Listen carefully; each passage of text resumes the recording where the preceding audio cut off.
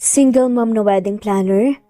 Laking gulat nang malaman na ang dating asawa niya palang ikakasal at siya ang kinuhang mag-aayos para sa kasal nito. Makayanan kaya niya? Pero paano kung may malaman nga na sikreto ang kanyang asawa? Simulan natin ang kwento. Hindi may paliwanag ni Maya ang sayang nararamdaman niya sa ibinalita ng kanyang kaibigan. Kung bigatin ang susunod niyang kliyente ay tiyak malaki ang ibabayad sa kanya kapag naging successful din ang wedding na magaganap. Matagal nang pinag-iipunan ni Maya ang pangingibang bansa nila ng kanyang anak. Doon niya ipagpapatuloy ang pagiging wedding planner at doon niya rin pag-aaralin si Freya. Kaya wala siyang rason para hindian ang ganitong opportunity na dumating. Talaga ba? Naibigay niyo ba yung contact ko? Or paano kung ako na lang kaya yung kumausap sa kanila? Kailangan ko pa bang pumunta sa tinatrabahuang company ng asawa mo? Sunod-sunod na tanong nga ni Maya, na halatang hindi maitago ang excitement at saya sa sarili. Ano ka ba? Naibigay na namin yung contact mo. Baka bukas sa mamaya itatawagan ka na lang para makapag-uusap kayo. Nakangiting tugon naman ng kanyang kaibigan. Mas lumawak palalo ang ngiti ni Maya at dahil sa kasiyahan, ay napayakap nga siya sa kanyang kaibigan at mahinang napatalon-talon pa nang dahil sa saya. Kung magiging successful to, konti na lang at matutupad na ang pangarap naming mag-ina. Wika nga ng isipan ni Maya.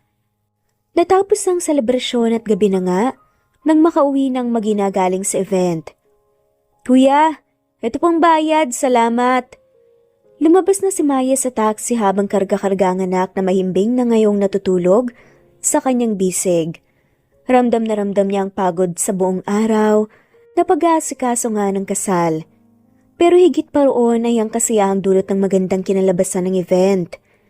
Pagkapasok nila sa maliit ngunit maayos nilang apartment, ay maingat nga niyang inihiga si Freya sa kama at kinumutan nga ito bago siya pumunta sa sala upang ayusin ang ilang gamit na nagkalat na hindi nga niya nalinis dahil sa kamamadali kanina.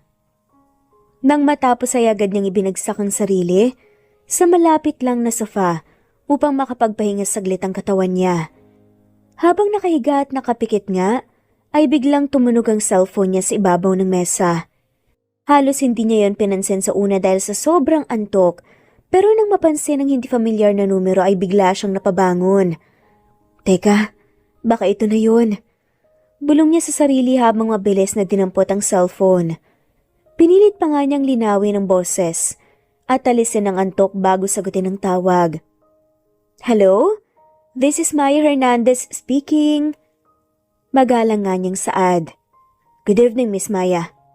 This is Paulo, sekretary ni Mr. Alcantara. We received your contact from Mr. Cruz.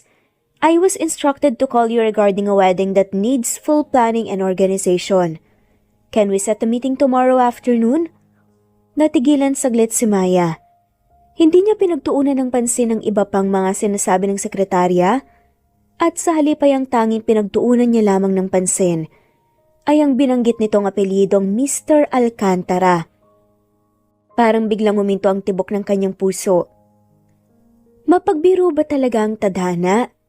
At ginawa pa nitong kaapelido ang dating asawa ni Maya? Ilang taon nang lumipas pero sapat pa rin ang apelidong yun para balikan siya ng lahat ng alaala na pilit nga niyang kinalimutan. Miss Hernandez, are you still there? Tanong nga ng boses sa kabilang linya. Mabilis siyang nagbalik sa wisya at pinilit ngang gawing matatag ang kanyang boses. Yes, of course. I'm available tomorrow. What time and where would you like to meet? Professional pa rin niyang saad, kahit na may pag-aalinlangan siya. Nagbigay pa ng ibang mga detalye ang sekretarya para sa meeting na magaganap nga bukas sa isang restaurant bago ito nagpaalam. Pagkababa ng cellphone ay agad na napasandal ng sofa at napatulala na nga lamang si Maya sa kisame habang hawak-hawak ang sariling dibdib. Hindi niya alam kung kaba o takot ang nangingibabaw pero isang bagay ang sigurado niya. Ang apelyidong yon. Hindi niya akalaing maririnig niya ulit sa buong buhay niya. Mariin siyang napapikit at iwinaglit kaagad ang isipan ng mga alaala. Subalit para bang mas lalo lang itong nangungulit na bumalik. Para bang tuwing susubukan niyang kalimutan, mas lalong lumilinaw ang mga alaala na pilit nga niyang kinalimutan. Alcantara ay ang apelyido na minsan ay pinangarap nga niyang dalhin habang buhay. Isang pangalang minsan ay kumakatawan nga sa lahat ng saya, pangarap at pag-ibig na ipinangako nga niya sa kanya. Ngunit ngayon isa na lang itong sugat na pinilit nga niyang paghilumin. Dahil kailangan niyang magpakatatag hindi lang para sa kanyang sarili, kundi para sa kanilang anak. Napahagat siya ng kanyang labi at niyakap ng mahigpit ang maliit na una na katabi lamang niya at pilit pinapakalma ang sarili. Hindi pwede, Maya. Matagal nang tapos yun.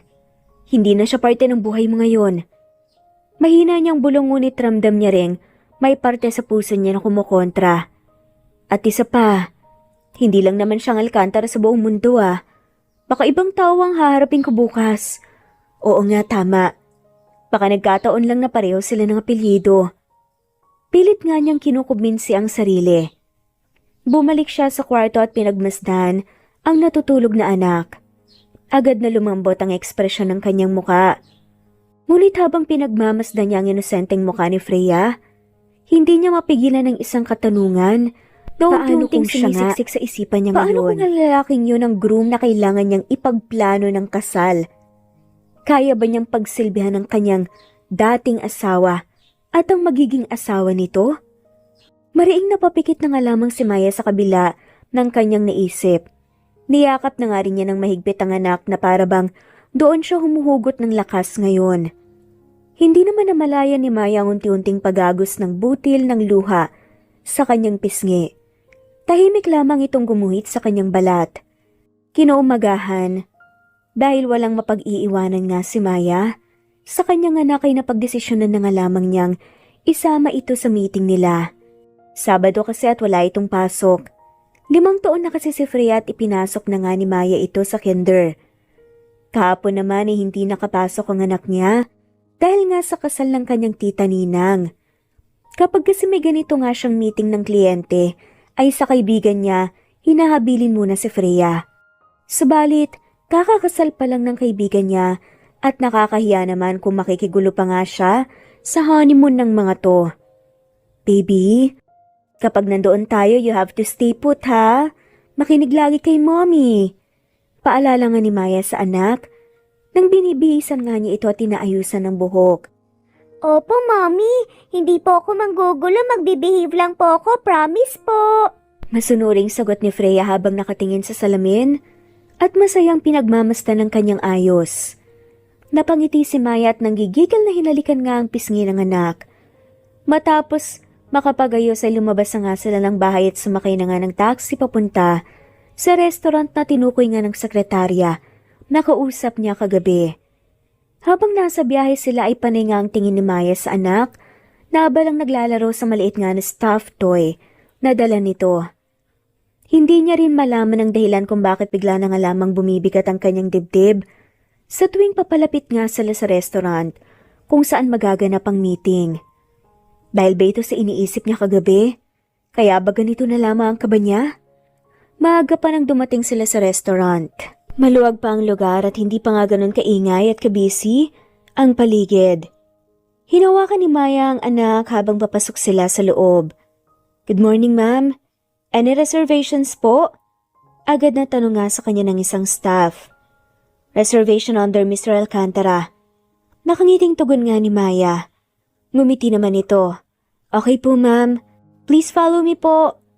Sinundan naman ni Maya ito habang hawak pa rin ang anak. Habang naglalakad sila papunta sa reserve table, ramdam ni Maya ang kaba na unti-unting bumibigat sa dibdib niya. Lalo itong lumakas nang makita niya mula sa dikalayuan ng isang lalaking nakaupo at nakatalikod sa gawin nila. Siya na ba yun? Bulungan ang isip niya habang walang malay niya na pinipisil nga ng mahigpit ang maliit na kamay ni Freya. Tila ba gusto nga niyang umatras pero pinilit niyang lakasan ng loob dahil sa trabahong kailangan niya. Napansin naman agad ng lalaking nakaupo ang paglapit nila Maya, kaya agad siyang tumayo upang batiin nga ito. Sa sandaling yun halos suminto ang tibok ng puso ni Maya. Ngunit nang makita na nga niya, nang malinaw ang itsura ng lalaki naghihintay nga, ay agad nga siyang nakahinga ng maluwag. Hindi siya si Denzel Alcantara. Hindi siya ang taong kanina pa nga niya kinatatakutan na muling masilayan. Good morning, Mr. Alcantara. Nice to meet you. Nakangiting bati ni Maya sa lalaki at inilahad pa nga niya ang kanyang kamay dito. Ngumiti naman ang binata pabalik at tinanggap ang kamay ni Maya. Good morning din, Miss Hernandez. By the way, hindi po ako si Mr. Alcantara. I am just his secretary, yung nakausap niyo kagabi sa phone. Nakangiting pagtatama nga nito kay Maya. Namula naman sa hiya si Maya at humingi ng tawad kaagad. Nasa banyo muna raw ang totoong Mr. Alcantara at baka maya-maya pa nga daw ito lalabas. Bumalik ang kaba ng babae. Habang hinihintay nga ni Maya si Mr. Alcantara, naramdaman niya ang mahinang paghila ni Freya sa laylayan ng damit. Yes, baby? Saad nga nito. Mommy, pwede po bang pumunta ako sa banyo? I'm gonna pee po. Bulong pa nga ni Freya sa kanya. Sige, sasamahan na lang kita. Hindi na natuloy ni Maya ang sasabihin niya nang magsalita ulit ang anak bilang pagtutol. No, Mommy, I can go there by myself na po. Huwag niyo na pong iwan si Sir dito. Nang mag-isa, baka po umiyak eh. Bungis-ngis pa nga ni Freya bago tumayo na. Napapailing naman na natatawa ang dalawang pagkaalis nga ng paslit. I'm sorry, ganun talaga yung batang yun. Palaging nagbibiro at nangaasar. Wala akong maiwanan kaya naisama ko rito. Nahihiyang usal na nga lamang ng babae. Sa sekretarya nga ng magiging boss niya o kliyente. Ngumiti lang naman ang sekretarya sa kanya. It's okay, Miss Hernandez. Nakakatuwa nga dahil magiliw siyang bata. Siguradong magkakasundo sila ni Sir Alcantara kapag man nagkita sila. Nag-usap pa silang dalawa habang naghihintay at nalaman nga niya mula sa sekretarya na si Mr. Alcantara lang ang kakausap nga sa kanya tungkol sa pagpaplano sa kasal dahil yung bride ay may pinagkakaabalahan daw at hindi makakapunta ngayon. Naiintindihan naman niya ni Maya. Pero sa ilang taon niya kasi, sa pagtatrabaho bilang wedding planner, ngayon lang siya nakaranas ng sitwasyong hindi present ang bride sa unang meeting. Madalas kasi sila ang mas excited kesa sa mga groom. Karaniwan ay sila talagang mas tutok sa detalye mula sa kulay ng bulaklak hanggang sa disenyo ng simbahan. Kaya medyo nagtataka rin siya pero pinilit na nga lamang niyang huwag pagtuunan ng pansin. Nagkwentuhan pa nga sila hanggang sa bigla na nga lamang napatigil si Maya. Nang maagaw nga ang pansin niya sa isang lalaking taas noong naglalakad tungo sa gawin nila habang may karga-karga pa nga itong isang batang paslit na babae. Sa damit pa lang ng bata ay alam na nga ni Maya na si Freya ito. Dahan-dahang napatayo sa gulat si Maya. Nakapako lamang ang kanyang tingin sa binatang ngayon ay nakatayo na nga sa harapan ng kanilang lamesa. Unti-unting nanlaki ang mga mata niya at halos malagutan nga din siya nang hininga ng masilayan ng mukha nito. Ang matalim na familiar na mga mata, ang tindig na kailanman ay hindi nagbago at ang apelyidong kanina pa nga kumakabog sa kanyang isipan lahat ay bumalik sa kanya. Hindi pwedeng siya. Si Denzel Alcantara. Ang dating asawa niya, ang lalaking una nga niyang minahal at ang una ring dumurog ng kanyang puso. At higit pang ang gumulo ang lahat ng mapagtanto niyang karga-karga nito ang kanyang anak na si Freya. Oo, ang ama ni Freya ay walang iba kundi ang ikakasal ding groom ngayon. Wala naman kasing minahal si Maya, kundi siya lang. Matapos siyang masaktan ay natakot na nga rin siyang magmahal kay Freya. Mommy? Mommy! Umiyak na tawag ni Freya sa kanyang ina nang makita nga niya ito. Naging aligaga nga siya. Hindi naman maitago nga sa mukha ni Denzel ang pagkagulat ng marinig ang itinawag ng batang karga-karga niya ngayon sa babaeng minahal at pinangakuan niya noon. Bobo lamang ang hindi agad mapagtanto na maghina ang dalawa. Subalit, hindi naman si Denzel naging susunod na tagapagmana ng kanilang kumpanya para lang maging mangmang sa ganitong bagay. Tumingin siya sa paslit bago marahang tumingin ulit kay Maya. Napuno ng pagtatanong ang kanyang muka, pero tanging nakatikom lamang ang kanyang bibig. Hindi kasi niya mahanap ang tamang salita sa kanyang katanungan sa dalaga. Bumalik naman agad sa realidad ang isip ni Maya. Nang marinig niya ang iyak at tikbi ng anak, mabilis niyang kinuha ito sa bisig ni Denzel. "Bakit anak? Bakit ka umiiyak? May nangyari ba?" Nag-aalalang tanong nga niya sabalit tanging hikbi lamang ang isinagot ni Freya. Niyakap nito ang kanyang leeg at tuon ay mas lalong humagulgol pa. Pasimpleng tumikhim muna si Denzel bago nagsalita. She was scared.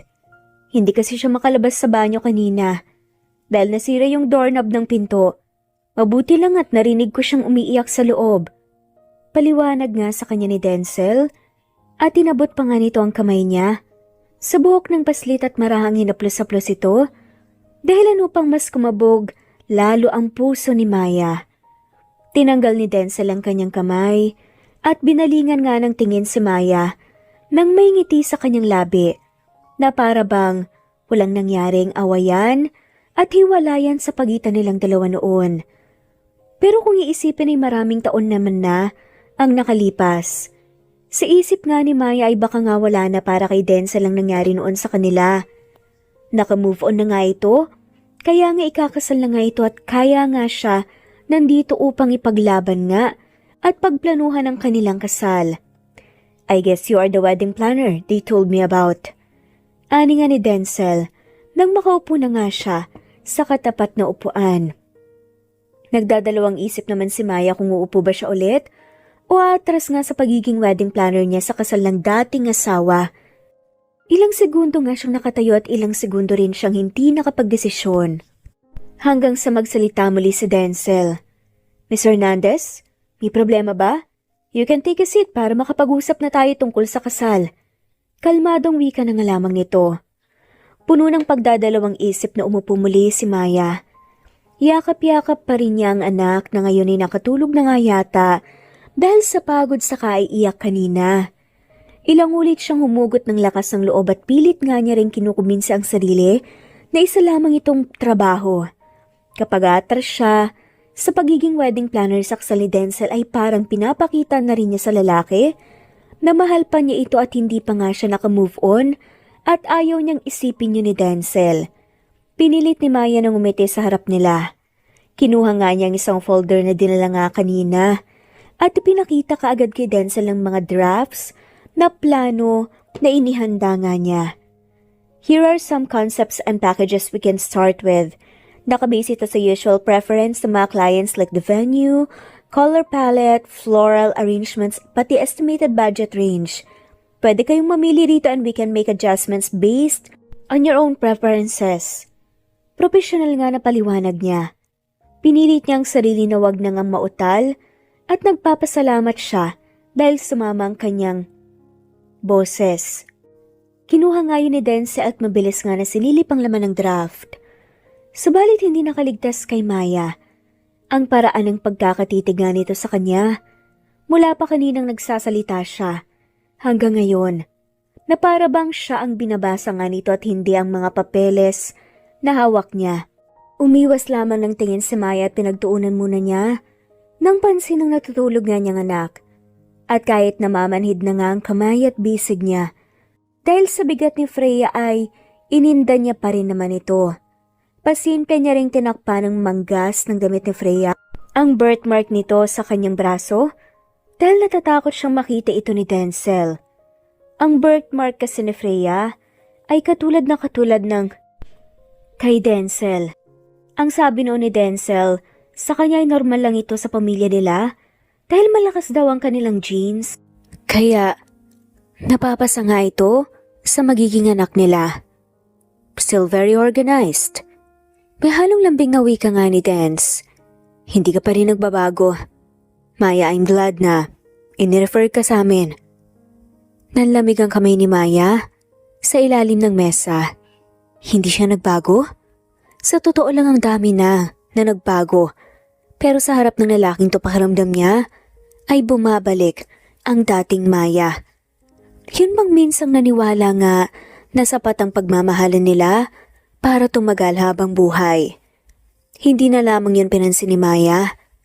Gusto niyang ipakita na professional siya sa ganitong trabaho at kahit kailan hindi makakaapekto ang nakaraan niya sa kanyang trabaho. Mabilis na itinuro nga niya ang isang disenyo sa papel. Here, this concept matches well with the season. Elegant pero simple lang. Pwede nating i-adjust yun sa preference ng bride? Mabilis na putol nga ni Denzel sa ngumiti at binalingan siya ng tingin. The bride won't be involved in the planning. She trusts me to decide everything. So technically, it's you and me working together.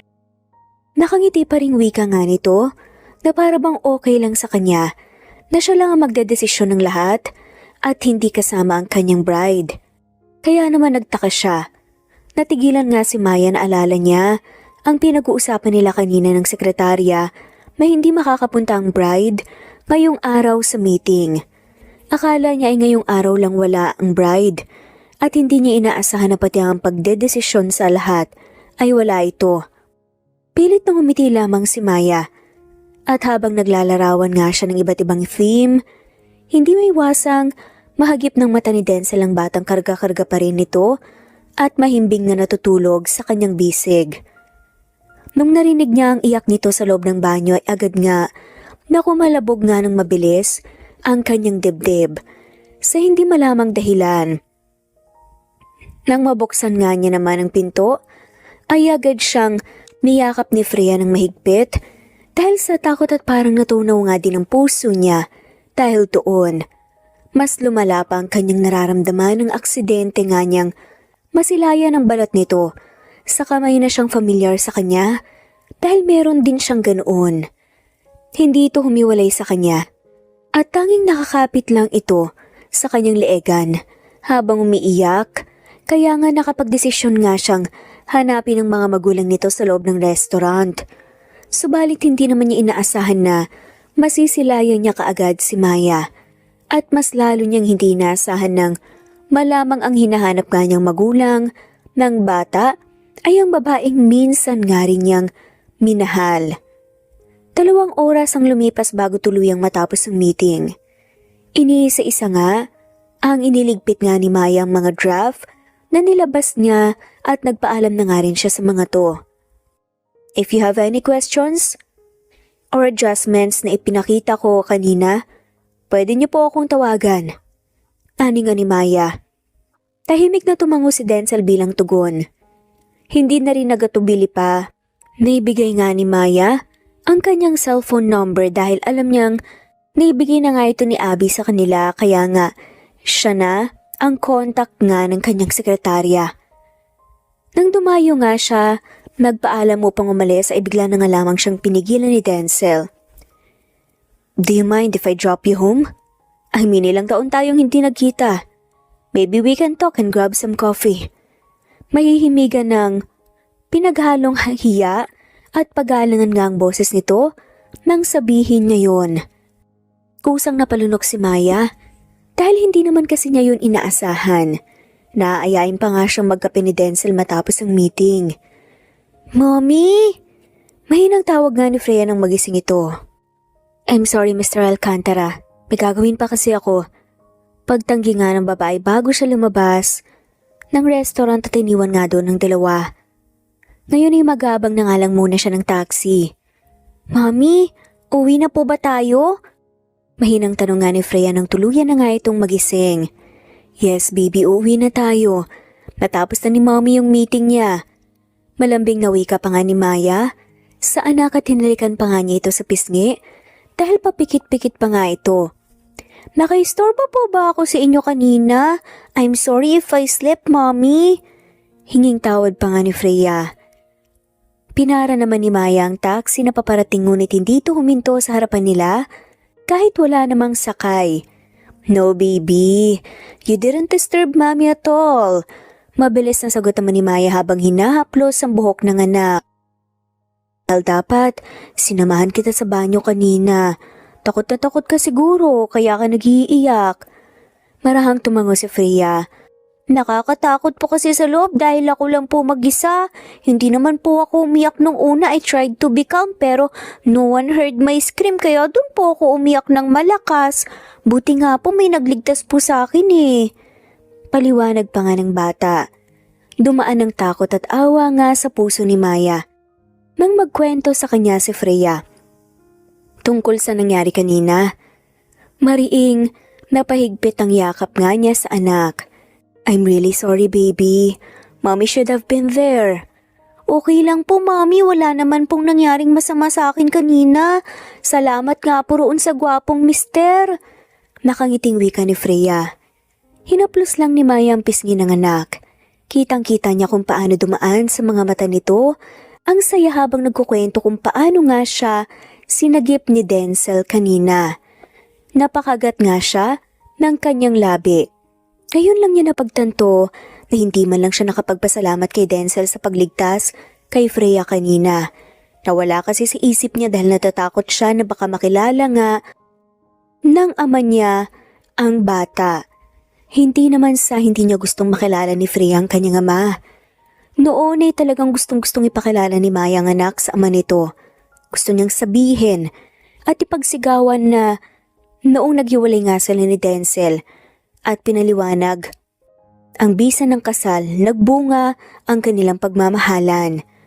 Naghihintay lamang siya ng tamang pagkakataon upang ipakilala nga ang anak dahil yun naman talaga ang nararapat. Pero dahil sa sitwasyon ngayon ay hindi tuloy malaman ni Maya ang kanyang gagawin, lalo na't ikakasal na nga ito. Bubuo na nga ito ng sariling pamilya na pinangarap din nila. Ayaw naman niyang makasira ng mga plano sa buhay nila. Kung ipapakilala ni Maya ang anak, ay parang hinahayaan na nga lamang niya na masaktan ito at ang isa pang rason ay baka makasira pa nga siya ng relasyon ng iba. Magiging magulo lang ang matagal na nga nilang tahimik na buhay. Napabuntong hininga na nga lamang siya. Makasarili man kong isipin pero mabuting wag na nga lamang niyang sabihin kay Denzel ang pagkakaroon nila ng anak. Magiging tahimik ang lahat sa ganitong paraan ni Maya at wala na siyang ibang masasaktan pa. Samantala, Sir Alcantara, nag-text po pala si Miss Chelsea sa akin. Hinahanap ka po niya. Baka daw hindi mo siya sinama sa meeting. Pika nga ni Paolo habang minamaneho nga niya ang sasakyan ng kanyang boss paalis sa restaurant na pinanggalingan nga nila. Tinignan niya sa rearview mirror si Denzel nang hindi ito sumagot at nakita nga niyang nakatulala lang ito, nakatingin sa bawat tanawin na nadadaanan nila. Kanina pa niya napapansin ang pagiging tulala ng kanyang boss. Simula nung matapos ang meeting ay naging ganito na nga ito na pawang wala sa sarili. Sir, okay lang po ba kayo? Tanong nga muli ni Paolo upang agawin nga ang atensyon nito. Nagpabalik naman sa realidad ang isip nga ni Denzel. Ha? May sinasabi ka ba? Ang sabi ko po, nag-text po sa akin si Miss Chelsea. Hinahanap ka po niya. Hindi mo raw kasi nire-replyan eh. At hindi mo siya isinama sa meeting ng wedding planner niyo. Pinapagalitan na niya ako, sir. Hindi ko po alam ang isasagot ko. Pagulit ni Paolo. At naisingit pa talaga niya ang pagsusumbong. Napabuntong hininga si Denzel. Okay, just tell her. Saglit siya na tumahimik. Saka malamig na nagsalita. Tell her that I will call off the wedding. Biglang saad nga ng lalaki. Halos malaglag naman ang panga ni Paolo sa kanyang narinig. Ho? Hindi niyo po itutuloy ang kasal? Bakit naman sir? Hindi niyo ba nagustuhan yung mga sinasabi ni Miss Hernandez kanina? Pero hindi naman sapat na dahilan yun. Gulat na tanong nga ng sekretarya niya. I just want to call off the wedding. Mariing ulit nga ni Denzel at hindi man lamang tinignan ng kanyang sekretarya. Besides, hindi ko naman talaga ginustong ikasal sa kanya. At saka wag mong sasabihin kay Miss Hernandez na wala akong balak na ituloy ang kasal ko. Po? Pwede ba yun? Hulang kasal pero may wedding planner? Mahinang bulong pa nga ni Paolo at napakamot na nga lamang siya sa kanyang sariling batok dahil nga sa sinabi ng amo. May panahon talaga na hindi niya ito naiintindihan at kahit pa ilang taon na nga siyang nagtatrabaho rito. And also, can you investigate someone for me? Saad pa nga nito. Sino naman po? Maya Hernandez. Investigate her. Alamin mo kung anong naging buhay niya 6 years ago. Sino nga man ang anak niya? At sinong lalaki nakasama niya ng mga panahong yon? I want all the information. Maotoridad pa nga nasabi ni Denzel na mas lalong ipinagtaka ni Paolo. Ha? Hindi po ba siya yung wedding planner niyo? Sir, wag niyo pong sabihin na siya ang dahilan kung bakit ayaw niyo pong ituloy ang kasal ni Miss Chelsea. Na love at first sight po ba kayo sa kanya? Curious pa nga na tanong ni Paolo. Kahit pilit nga niyang pagtagpi-tagpiin ang lahat, hindi talaga niya maintindihan ang mga ikinikilos ng kanyang amo ngayon. Ang weird. Bigla-bigla na lang kasi itong nagdedesisyon. She's my ex-wife. Mariing saad nga ni Denzel. Napalunok nga si Denzel bago muling nagsalita. And maybe, the child is also my daughter. Dagdag pa nga niya dahilan upang biglang maapakan nga ni Paolo ang preno ng kotse dahil sa gulat. Totoo sir? Dating asawa niya siya? Bakit hindi ko alam? Abay parang teleserye na to ah. Pero teka, bakit walang rumors na magkaasawa kayo noon sir? Sunod-sunod na tanong pa nga ni Paolo na parang wala na nga sa isip na boss niya ang kanyang kausap. You are being noisy. It was just a secret civil wedding kaya wala talagang nakakalam. Even my family. Kaya magmaneho ka na and do what I say. Napalunok nga si Paolo at muling pinaandar ang sasakyan. Napakalaking revelation nga ang nasagap niya ngayon tungkol sa kanyang boss. Gusto sana niyang ipagsabi pero ayaw niya namang mawala ng trabaho kaya wag na lang. Sa kumpanya dumiretso nga si Denzel. Siya muna kasi ang acting CEO ngayon dahil iyong ama niya ay nagkasakit, kaya nga umuwi siya rito sa Pilipinas. At kaya nga napapayag siya ng mga to na magpakasal kay Chelsea, ang kababata niya. Overtime ang gagawin niya ngayon dahil maraming trabaho ang nakatambak para sa kanya. Subalit kahit nakaharap na nga sa kanya ang laptop at ang mga papeles na kailangan niyang i-review, hindi pa rin doon nakatuon ang kanyang atensyon. Si Maya at Freya pa din ang laman ng kanyang isipan. Iniisip nga niya na paano kung anak niya ang paslit. Paano niya haharapin si Maya? Paano siya magpapakilala kay Freya bilang ama? Kuguluhin ba niya ngayon ang tahimik na nilang buhay? Siguradong sigurado talaga siya na anak niyang paslit. Ngunit kailangan niya muna ng matibay na ebidensya na magpapatunay na tama nga ang kanyang hinala. Upang wala nang takas si Maya kapag man kinausap niya ito tungkol sa kanilang anak. Sir, tulala ka na naman po. Dumadami po yung papeles sa lamesa niyo. Ani pa nga ni Paolo nang makapasok nga ito sa office ni Denzel. At nadatnan, wala naman sa sarili ang kanyang boss. Malalim na napabuntong hininga naman ng binata at walang kagana-ganang isinantabi ang mga papeles at laptop niya bago kinuha ang kanyang cellphone. Inalahad rin niya ang kamay niya kay Paolo na parabang may hinihingi siya rito. Give me her contact number. Seryosang saad nga nito. Napangisi kagad si Paolo nang mapagtanto niya ang gustong gawin ng kanyang boss. Tatawagan niyo po ba siya? Ayayin niyo po siyang lumabas? Ani nga nito bago ibinigay nga ang calling card ni Maya. Hindi yun papayag. Kilala ko siya. Di sabihin yung magpapasama po kayong mamili ng wedding dress. Para po pagkatapos, di maaya niyo po siyang kumain sa labas. Suwestyon nga ni Paolo. Bigla namang napangiti si Denzel sa ideya nga na binigay ni Paolo. Parang nabigyan ng kulay ang buong mukha niya nang dahil dito. I will give you bonus for that idea. Masayang sabi pa nga ni Denzel. Ayos, easy money. Masaya ring anas nga ni Paolo na parang nanalo nga siya sa loto ngayong araw. Hindi kasi niya akalain na sa pagbibigay lang ng ganoong ideya ay magkakaroon nga siya ng bonus kay Denzel. Samantala sa kabilang dako naman, ay pagkatapos ng meeting dumiretso kaagad pa uwi sila Maya. Gawaing bahay ang agad nga niyang inatupag dahil ilang araw din niyang napapabayaan ito dahil sa sobrang abala nga sa pag-aasikaso ng kasal ni Abby. Pagdating sa laundry area, ay agad nang hindi may pintang mukha niya nang makitang tambak na mga labahin para itong bundok na halos kasing taas na ng Mount Everest nang dahil sa sobrang taas. Mabuti na nga lamang at may bagong ang biling washing machine si Maya kaya magiging madali na nga lamang para sa kanya at saka hindi rin siya mapapagod ng todo.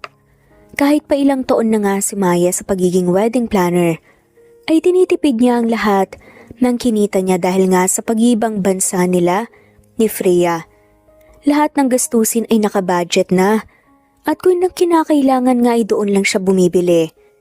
Napabuntong hininga kagad si Maya nang matapos din siya sa pagsasampay matapos ng 2 oras na paglalaba. Sa wakas at tapos na rin, nakakapagpahinga na ako. Nakangiting ani pa nga niya habang nag-iinat-inat pa nga ng kanyang katawan. Pumasok nga siya sa loob ng bahay at nadatnan nga niya ang anak na nakaupo sa sofa at may kausap pa yata sa cellphone. Video call ito dahil nakaharap nga sa mukha ni Freya ang cellphone.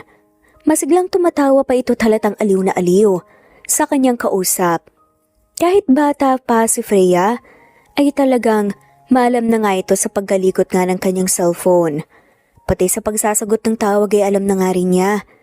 Siguro ganito lang talaga ang mga kabataan sa panahon ngayon. Napangiti na nga lamang si Maya dahil alam niya ang kanyang mga magulang ang tumatawag ngayon. Kapag kasi ganito kasigla ay ganito tumatawa ang anak niya, alam nga niyang hindi ito sa kanyang lola at lolo.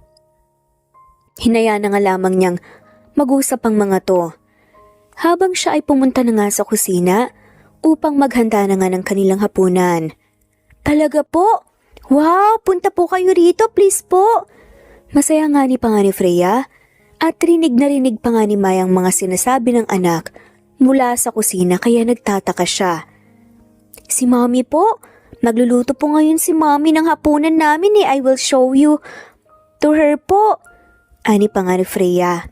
Napansin na nga lamang ni Maya na tumatakbo ng anak papunta sa kanya at ipinaharap kaagad ang likod ng kamera ng kanyang cellphone. Mommy, smile po kayo! Bungis-ngis pa nga na wika at sigaw nga ng paslit. Ngumiti naman ang malawak si Maya at gumagawa-gawa pa nga siya ng iba't ibang pose sa harap ng camera habang tumatawa at habang may hawak na sandok. Tumatawa lang nang tumatawa si Freya nang makita nga ang ginagawa ng kanyang ina. Tignan niyo po ang kulit po ni Mommy oh! Tumatawang wika nga ni Freya. Tatawa na nga lamang din si Maya sa mga pinaggagawa ng anak. Akin na nga muna yan anak, kakausapin ko ang lola at lolo mo. Napansin ni Maya na natigilan ng anak at pigil na pigil nga nito ang kanyang ngiti bago ibinigay sa kanyang cellphone at nagtataka nga siya kung bakit bigla na nga lamang itong tumakbo paalis habang pigil na pigil nga ang tawa. Yung batang yun talaga, napakakulit. Ma, kamusta kayo ni Papa? Ha? Napasigaw nga at aksidenteng nabitawan kagad ni Maya ang cellphone nang mapatingin siya sa mukha ng nasa screen. Hindi yun sila Mama. Gulat na gulat nga niyang bulong sa sarili. Kumakabog pa ng malakas ang puso niya dahil sa kaba. Sino ba kasing hindi magugulat kung yung hindi mo inaasahang tao pa ang makikita mo sa screen? Hindi ang mga magulang ni Freya ang nakita niya, kundi ang nag-iisang si Denzel. Nang mapagtanto nga ni Maya na si Denzel pala ang kanina pa nakikipag-usap kay Freya, ay hindi niya mapigilang mamula sa hiya, lalo na nang maalala nga niya ang mga pinaggagawa niya kanina sa harap ng kamera. Ilang minuto pang hindi nakabawi sa gulat si Maya. Bago niya pinulot nga ang cellphone niya sa sahig. Puti na nga lang at hindi ito nabasag at nandoon na nga rin si Denzel sa screen.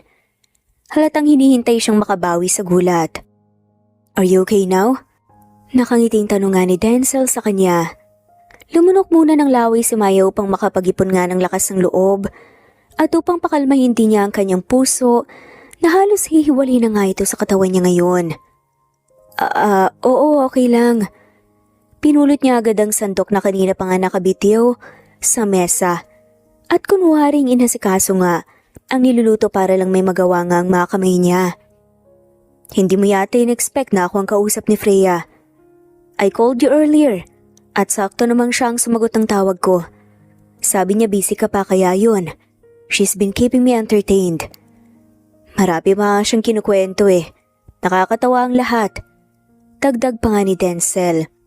Napahawak si Maya sa sentido niya at napatingin pa nga siya kay Freya na ngayon ay nakasilpi lang sa pinto ng kusina at pigil na pigil nga sa kanyang halakhak. Freya? Marinyang tawag ngunit natatawa na nga lamang ang bata at mabilis na tumakbo palayo. Kinakabahan tuloy si Maya kung ano ang mga kinuwento ng kanyang anak kay Denzel.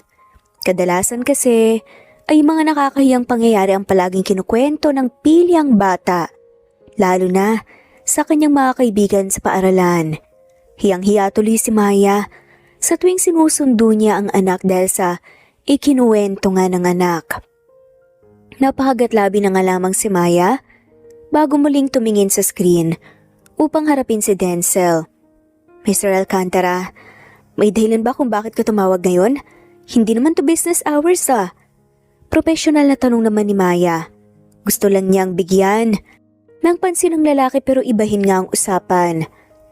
Napabuntong hininga nga ng hangin si Denzel. Sabi mo pwede akong tumawag. Parang nagtatampo pa nga kunwari na ani nga ng lalaki. Only if you need anything or any questions regarding sa meeting natin kanina. Anything about the wedding? Doon pwede mo akong tawagan. Ilang segundong natahimik si Denzel pagkatapos ay napabuntong hininga. Are you free on Monday? Schedule lang pagpili namin ng wedding dress. Gusto kitang isama para you can advise us kung anong nababagay na damit or design sa team ng kasal. Ani pa nga nito.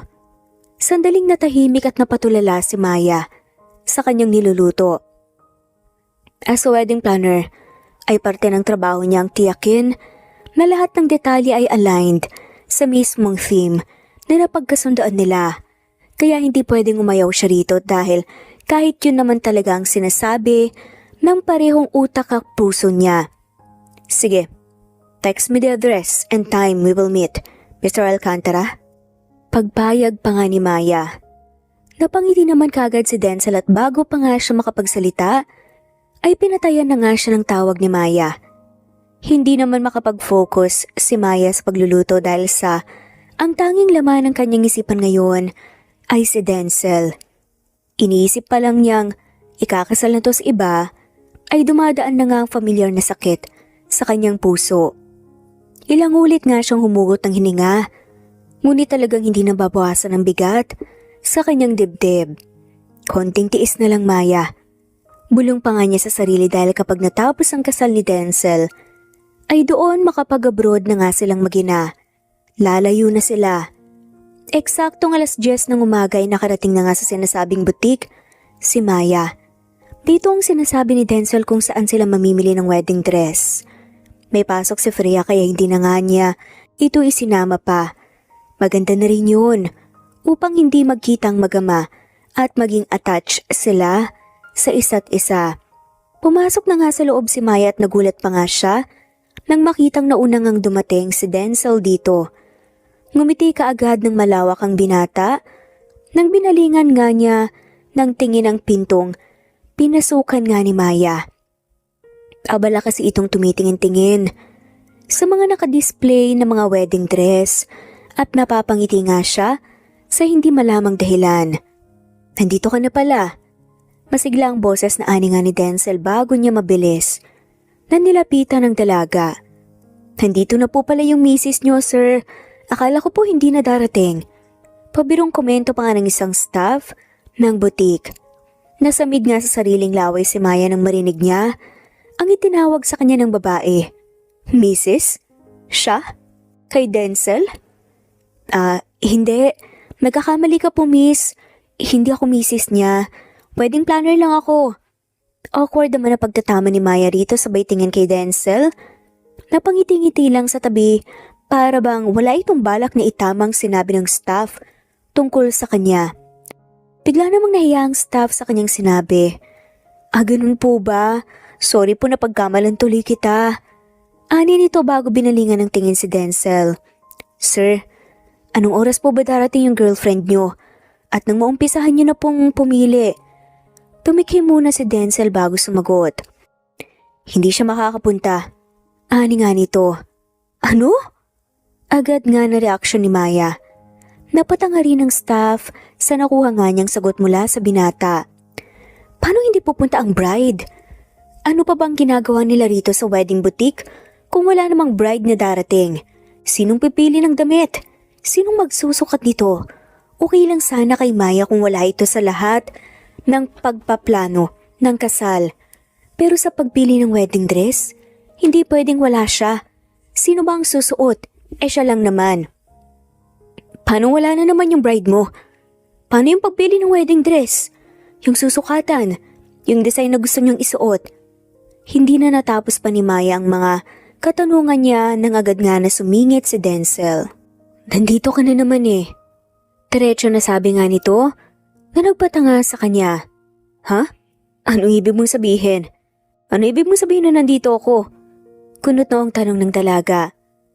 Oo nga't nandito si Maya para tulungan silang mamili ng wedding dress.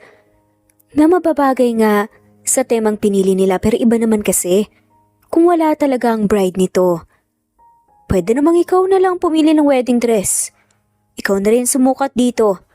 Dahil magkasing hugis na naman ang katawan yung dalawa. Dagdag pa nga ni Denzel, saka siyang umiti ng malawak. Sa kanilang dalawa halatang si Maya lang ang pinaka-problemado sa lahat. Sino ba kasi ang babaeng pakakasalan ng lalaking to at hindi man lamang sumisipot sa mga paghahanda nila sa kasal? At ano bang pinagkakaabalahan niya at parang mas importante pa ito kesa sa sariling kasal niya? Naiinis na si Maya. Dumagdag pa itong si Denzel na pawang wala nga sa kanya ang hindi nga pagsipot ng girlfriend niya. Nakakurious tuloy si Maya kung anong magiging itsura ni Denzel kapag sa mismong kasal hindi nga sumipot ang bride nito. Malalim ang buntong hininga na pinakawalan niya. Hindi rin maipinta ang kanyang mukha habang sinusundan nga si Denzel na pumunta sa malaking sofa doon at parenteng umupo. Don't worry, tataasan ko naman ibabayad ko sa'yo eh.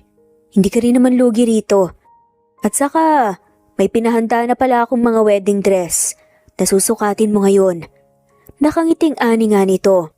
You can start now. Hindi na nagawang tumutol pa at magreklamo pa ni Maya. Dahil bigla na nga lamang siyang hinila ng staff kanina at pinasok nga sa fitting room at napapalibutan ng malalaking salamin. Hindi pa man siya tuluyang nakapasok ay bumulaga na nga kaagad sa kanyang unang gown na susukatin niya. Isang klasikong ball gown na may mahabang lace sleeve at kumikislap ang bawat tibla ng tela. Mahinang napasinghap nga si Maya dahil dito. Ang ganda. Manghangbulong pa nga niya sa sarili habang nagniningning nga sa tuwa ang kanyang mga mata. Ma'am, ito po muna ang unang susukatin niyo. Magiliw na sabi nga ng staff habang sinasara nga ang pinto ng fitting room. Tanging sa wedding dress lang, nakatuon nga ang pansin ni Maya. Hindi nga niya namalaya na unti-unti na palang hinahaplos-haplos ng isa niyang kamay ang bawat tela. Ang ganda talaga. Talagang sa buong buhay mo ay isang beses ka lang makakasuot ng ganitong damit. Anya na may ngiti sa kanyang labi. Subalit bakas din sa kanyang mga mata ang tinatagong lungkot. Nung ikinasal kasi si Maya at Denzel, ay isang civil wedding lang ang kanilang ginawa. Madalian kasi yun at walang preparasyon ang naganap. At saka mga bata pa sila ng mga panahong yun. Akala nila sapat na ang pagmamahal para sa kasalan kaya sila nagmamadali. Hindi pa rin sila nagpaalam sa kanilang mga magulang. Nagtanan sila at legal na nagpakasal hanggang sa nagkahiwalay nga dahil sa hindi pagkakaintindihan. Kaya nga sa ilalim ng kanyang puso ay hinahangad pa rin niyang magsuot ng ganito kagandang damit. Hindi nila alam kung kailan yun, darating pa ba yun. Ipinikit nga ni Maya ang kanyang mga mata at malalim na huminga bago tuluyang isinuot ang damit. Ramdam niya ang bigat nito sa kanyang balikat pero higit pa roon, ramdam niya ang kakaibang kaba sa dibdib. Bakit ba ako kinakabahan? Hindi naman ako ikakasala. Pagkausap niya sa sarili. Susukatin ko lang naman to. Sayang naman kasi ang pagpunta namin dito kung wala kaming magagawa. Dagdag pa nga niya. Nang matapos nga siya ay marahan nga niyang pinihit ang seradura at nahihiyang lumabas ang fitting room. Saglit naman na natahimik ang buong butik nang makita siya ng staff at higit lalo nga si Denzel. Para bang natigilan ng binata at nakalimutan na nga yata niya ang huminga at kumurap nga habang manghang-mangha na nakatingin sa kanya. Ang ganda mo. Nakangiting puri ni Denzel sa kanya. Mas lalo tuloy na nahiya si Maya. Ramdam niya ang pag-iinit ng kanyang pisngi at ang panghihina nga ng kanyang mga tuhod dahil sa papuring natanggal niya. Babalik na ako sa loob. May mga damit pa roon na susukatin ko. Nauutal na wika ni Maya. Bago hindi magkaundaugagang bumalik sa loob. Sapu-sapu naman niya kaagad ang kanyang dibdib at ramdam nga niyang ang lakas pa rin ng tibok nito. Pakiramdam nga niya baka ito na nga ikamamatay niya ngayon dahil hindi pa rin ito tumitigil. Marami pang wedding dress na isinukat si Maya at lahat yun ay pinili nga ni Denzel. Nangangalay na nga ang buong katawan niya dahil hindi bababa sa 5 damit ang isinuot niya. Pagod na nga rin siya sa kakabihis. Lumabas siya ng fitting room na suot na nga ang dati niyang damit. Nalapitan agad siya ni Denzel at hindi pa rin nawawala ang ngiting kanina pa nakapaskil sa labi nito. How's the dress?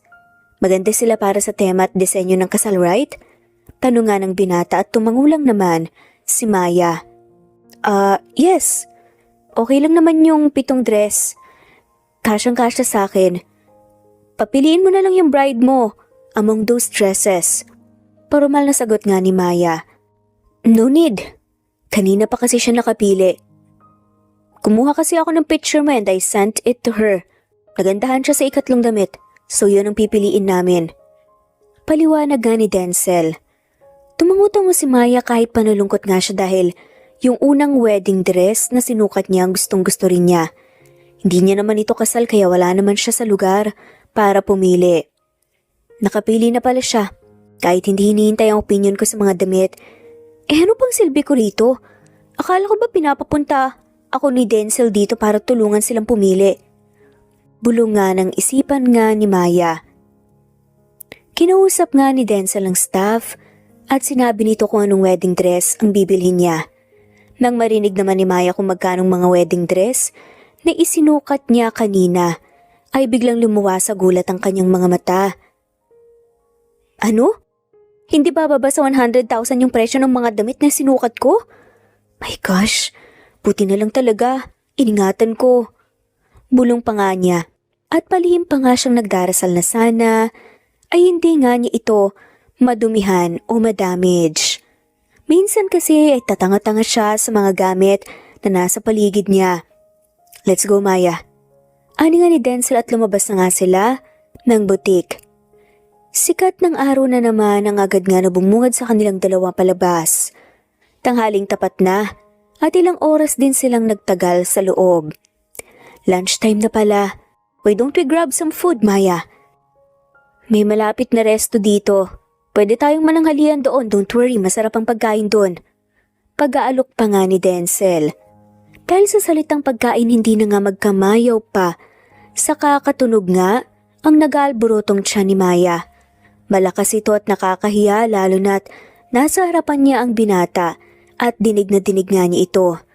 Palihim pa itong tumatawa, kaya pasimpleng inirapan na nga lamang siya ng dalaga. Huwag na uuwi na lang ako. Tutol pa nga ni Maya bago naglakad na. Subalit agad na nagsalita si Denzel. Are you sure? May lasagna pa naman sila doon at meron din silang steak. Mariin na napipihit si Maya. Pagod na nga siya kanina pa at nagugutom na rin ang tiyan niya. At mas lumala pa ito nang sabihin nga ni Denzel ang mga paborito niyang mga pagkain na matagal na nga niyang hindi natitikman nang dahil sa sobrang pagtitipid. Lumingon muli si Maya kay Denzel at ngumiti ito ng pagkatamis-tamis. Tara, make sure na libre mo ah.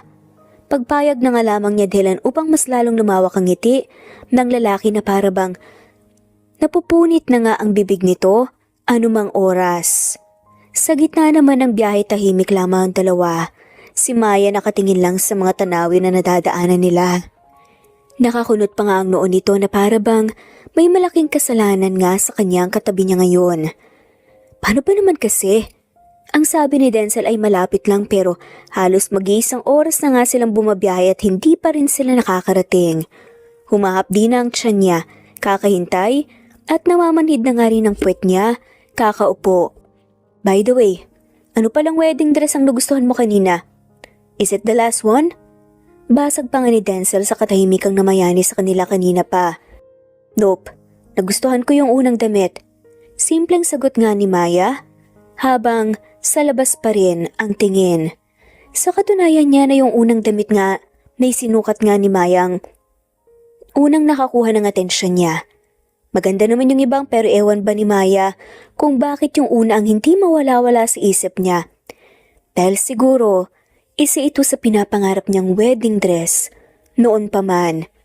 Maganda kasi ito at simple lang. Gusto sana niyang iyon ang piliin nga nila Denzel pero nauna na nga silang nagdesisyon. I also think so. Bagay na bagay yun sa'yo kanina. I even momentary forgot na hindi ikaw yung bride ko. Ani pa nga ni Denzel at pasimpleng ngumiti. Natigilan naman doon si Maya. Hindi na nga siya muling nagsalita pa. Dumating na nga sila sa restaurant na sinasabi ni Denzel. Maraming tao sa loob at kaya nga ng sinabi ni Denzel ay napakasarap ng pagkain nila rito. Hindi tuloy pinalagpas ni Maya ang lahat ng paborito niya dahil libre ito kaya susulitin na niya. Ngayon pa ba siya mahihiya sa binata ganoong may anak na nga silang dalawa? Hindi nga lang alam ng isa dyan. Ano palang favorite ni Freya? Marami kasi kaming napagkwentuhan nung isang araw. Gusto ko sanang bilhan siya ng regalo. Tanong pa nga ni Denzel habang kumakain sila ng dalawa. She likes toys. Simpleng tugon na nga lamang ni Maya habang kumakain. Really? Sige, bibigyan ko siya ng maraming laruan. Bibili ako ng malaking dollhouse at Barbie para sa kanya. Okay lang ba yun? Tumigil nga sa pagmuya si Maya at maingat nga niya tinignan ito at nasilayan kung gaano kasaya si Denzel habang pinag-uusapan nila si Freya. Nakakatakot talaga ang luksong dugo. Isang beses pa lamang nagkitang dalawa at parang na-attach na nga ng tuluyan si Denzel sa bata. Ganon din si Freya dahil wala itong tigil sa kakabanggit sa pangalan ni Denzel kahapon. Kaya siya daw gusto niya itong makita, gusto niya itong makalaro at gusto niya itong maging kaibigan. She likes gone in a car. Pagtatama nga ni Maya. Halata naman ang pagkagulat at pagkamangha sa mukha ni Denzel. Hindi kasi niya inaasahan na ganun nga ang mga paborito ni Freya. Kadalasan kasi, ang mga batang babae ay Barbie ang talagang gusto. Pareho pala kami. We both love it. Ani pa nga nito na mas lalong lumawak pang ngiti. Malamang, magama kayo eh, kaya magmamana talaga sa'yo. Mahinang bulong nga pa simple ni Maya. Kumunot naman ang ni Denzel nang hindi niya masyadong narinig ang sinabi nito. Anong sabi mo? Ha? Wala. Ang sabi ko kumain ka na. Uwing-uwi na ako eh. Susunduin ko pa yung anak ko dahil maglalabasan na sila maya-maya.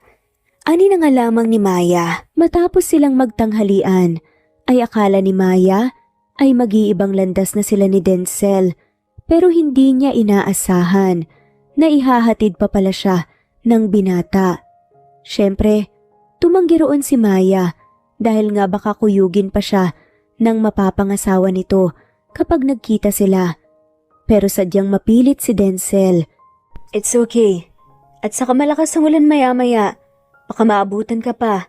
Susundin mo pa naman si Freya. Tiningnan ni Denzel ang kaniyang relo bago muling nagsalita. Ilang minuto na rin pala at labasan na ng mga estudyante. Gusto mo bang maghintay ang batang yun doon? Napakagat. Sa ibabang labi si Maya habang pinag-iisipan ng mabuti ang desisyon niya. Pero sa huli ay sumakay din siya muli sa kotse ni Denzel. Nahuli pa niya ang palihim ng ngiti ng binata habang umikot ito upang sumakay sa driver's seat ng sasakyan. Mabilis ang pagmamaniho ni Denzel at saktong labasan na ng mga bata sila nakarating sa paaralan ni Freya. Si Maya ang pumasok sa loob upang kunin ang anak habang si Denzel ay nanatili lamang sa loob ng sasakyan at hindi umalis kahit pa itinataboy na siya ni Maya kanina pa. Gusto niya kasing masilyan ang paslit. Gusto niyang makasama at makilala ito ng lubusan. Gusto niyang mapalapit dito. Nang makita na niyang lumabas si Maya, karga-karga si Freya, ay mabilis na lumabas na rin siya ng kotse. Nagulat pa ang dalaga nang makitang hindi pa rin ito umalis. Nandito ka pa rin? Gulat na tanong ni Maya. Hindi naman siya pinansin ni Denzel nang makita nitong umiiyak sa bisig ni Maya ang paslit, kaya may halong pag-aalala ang nakapaskil sa kaniyang mukha ngayon. Happened to her? Bakit ganyan na lang siya kung umiyak? Inaway ba siya? May masakit ba sa kanya? Nag-aalalang tanong niya. Hindi niya alam ang gagawin at gusto niyang kargahin ito at patahanin pero hindi niya magawang kunin ito sa mga bisig ni Maya. Napabuntong hininga naman ang malalim ang dalaga. Hindi ko rin alam. Ganito na ito nung nadatnan ko sa room. Sabi naman ng guro nila, nanonood lang sila ng pelikula. Paliwanag ni Maya habang hinahaplos nga ang likurang bahagi ng anak. Ihatid ko na lang kayo sa inyo. Alok ni Denzel. Nakakagulat nga at hindi tumanggi si Maya. Tahimik lang itong tumango at pumasok nga sa loob ng sasakyan. Pagdating sa bahay, ay tumahan na si Freya at pahikbi-hikbi na lang. Pero hindi pa rin nakakausap nila ng maayos. Si Denzel naman ay narito sa loob ng bahay nila Maya at hindi pa rin umaalis hanggang sa inabutan na nga siya ng malakas na ulan. Kaya walang nagawa si Maya, kundi hayaan na lamang siya rito hanggang sa tumigil ang ulan dahil baka mapaano pa ito sa daan kapag pinilit paalisin ni Maya. Konsensya pa niya ang mangyayari. Umupo ka lang dyan, Denzel. Dito ka na rin kumain. Paghahanda lang ako ng hapagkainan. Ani nga ni Maya nang puntahan nga niya ang binata sa sala. Is Freya okay? Tanong nito na may halong pag-aalala pa rin ang boses. Hindi alam ni Maya kung bakit ganito na lamang mag-aalala si Denzel. Gayong hindi naman niya sinabi pa rito ang tungkol sa pagkatao ni Freya. Siguro dahil hindi mawawala ang pagiging ama niya sa paslit, kaya kahit hindi nito alam na anak niya si Freya, ay nakakaramdam pa rin ito ng pag-aalala na parang isang ama. Pinagpahinga ko muna sa kwarto. Mamaya kakausapin ko yun. Tugon ni Maya rito bago nga siyang umiti at bumalik sa kusina upang ihanda ang hapagkainan. Hindi naman niya napansin ang pagsunod ni Denzel, kaya halos mapatalon nga siya sa gulat ng lingunin nga niya ito sa likuran. Ay kabayo! Denzel naman, nagugulat ka eh. Hindi ba sabi ko umupo ka lang doon? Tutulungan na kita sa paghahanda. Ani at tagarang kumuha nga ng plato at kubyertos. Napabuga na nga lamang ng hangin si Maya. Saka napailing-iling na hinayaan nga itong gawin ang utos niya. Mami! Naibaling agad nila Maya at Denzel ang atensyon sa maliit na boses na bigla na lang nagsalita. Nakita nila si Freya na gising na at mugto pa ang mga mata sa kakaiyak. Agad na nakalapit si Maya sa anak at malambing nang umiti rito. Ganon din naman si Denzel na halos kating-kati na ang dila na magtanong kung napano ito. Are you okay now? Pwede mo na bang kausapin si Mommy tungkol sa nangyari at bakit umiiyak ka ng bigla? I'm really worried, baby. Mahina akong kausap nga ni Maya rito upang hindi matakot. Tell us, kami ang bahala ng mommy mo. Nakisingit na nga rin si Denzel kaya napatingin sa kanya si Maya. Yumuko naman si Freya tumikbi na naman ulit, kaya natataranta tuloy ang dalawa. Mommy, thank you po! Biglang usal ng paslit na siyang ipinagtaka ng dalaga. Hinaplos niya ang pisngi ng anak at pinahira ng buong mukha nito na napuno na ng mga luha niya. Hindi tuloy maiwasan ni Maya na mangilid din ang kaniyang mga luha dahil sa nakikita niya sa anak ngayon. Why, baby? Salamat po, Mommy, kasi pinili niyo pong buhayin ako. Nang sabihin niya ni Freya agad nga na nagsibagsakan ng mga luha ni Maya. Natigilan din si Denzel sa kanyang narinig. Kahit po ikaw lang mag-isa, pinili niyo pa rin po akong buhayin. Kahit po nahihirapan at nasasaktan na po kayo. At kahit po wala akong daddy, kinalakihan ay walang kayong pag-aalinlangan po na buhayin ako. Kahit walang tumutulong sa'yo sa pag-aalaga at pagpapalaki sa akin, pinili niyo pa rin po akong buhayin. Mommy, maraming salamat po. Naluluhang wika na nga ni Freya. Nanghina naman ang mga tuhod ni Maya sa kanyang narinig. Napaluhod siya at nanginginig pa nga ang kamay na hinawakan ng magkabilang pisngi ng anak. Anak, bakit mo ba sinasabi yan sa akin? At saka, hindi mo pa sinasabi sa akin kung bakit umiiyak ka kanina. Kasi po, Mommy, nanonood po kami ng cartoons kanina at pinakuha po niya ang baby niya dahil hindi niya po kaya yung buhay. Kaya po, iyak ako kasi kawawa po yung baby. Hindi po niya mararanasan ng magkaroon po ng pamilya. Hindi niya po mararamdaman yung pagmamahal. Naisip ko rin po kayo. Kahit po mag-isa lang po kayo, pinipilit niyo po rin pong kayanin ng buhay. Mommy, hindi niyo po ako sinukuan, hindi niyo po ako pinabayaan. Maraming salamat po, mahal na mahal po kita. Mahabang paliwanag ng paslit. Mahigpit na yakap ang iginawad ni Maya sa anak. Nasasaktan siya sa kaniyang narinig. Sumisikip ang kaniyang dibdib na parang anumang oras ay hindi na niya kayanin ang huminga. Ni minsan ay hindi kailanman pumasok sa isip ni Maya ang gawin iyon. Tunay na pagmamahala ng nabuo sa pagitan niya at kay Denzel noon at ang naging bunga ng pagmamahalang iyon ay si Freya kaya hindi niya maatim na gawan ito ng masama. Si Freya lang ang hinuhugutan niya ng lakas sa lahat ng hirap na pinagdaanan niya. Kung wala ang anak niya, matagal na sigurong bumigay si Maya. Kaya ngayong naririnig niya mismo kay Freya ang ganitong mga salita para bang pinipilas ang puso niya sa sakit. Anak, hindi kita kailanman pinagsisihan at hindi ko kailanman naisip na iwan ka o tapusin ang lahat. Ikaw ang buhay ko. Ikaw ang dahilan kung bakit patuloy akong lumalaban. Nanginginig ang tinig ni Maya habang hinahaplos ang buhok ni Freya. Tahimik namang nakatingin si Denzel sa mag-ina. Parang may matinding kurot din sa puso niya ang mga nasaksihan niya. Kung tutuusin, alam niyang siya ang dahilan kung bakit mag-isang kinakaya ni Maya ang lahat. At ngayong naririnig niya ang bawat salita ng bata, ramdam niya ang bigat ng lahat ng pagkukulang niya bilang isang ama. Nang araw na yon ay hindi na nagpaalam pa si Denzel na umalis. Hindi na rin siya doon naghapunan at kahit malakas ang ulan ay pinili pa rin niyang umalis. Bumibigat kasi lalo ang kanyang puso kapag nagtagal pa siya roon. Ngayon ay hawak-hawak ni Maya ang kaniyang cellphone habang sa tabi niya ay ang mahimbing ng natutulog na anak. Kanina pa siya nakatitig dito. Paulit-ulit niyang binubuksan ang message icon at tinititigan ang pangalan ni Denzel sa itaas ng screen.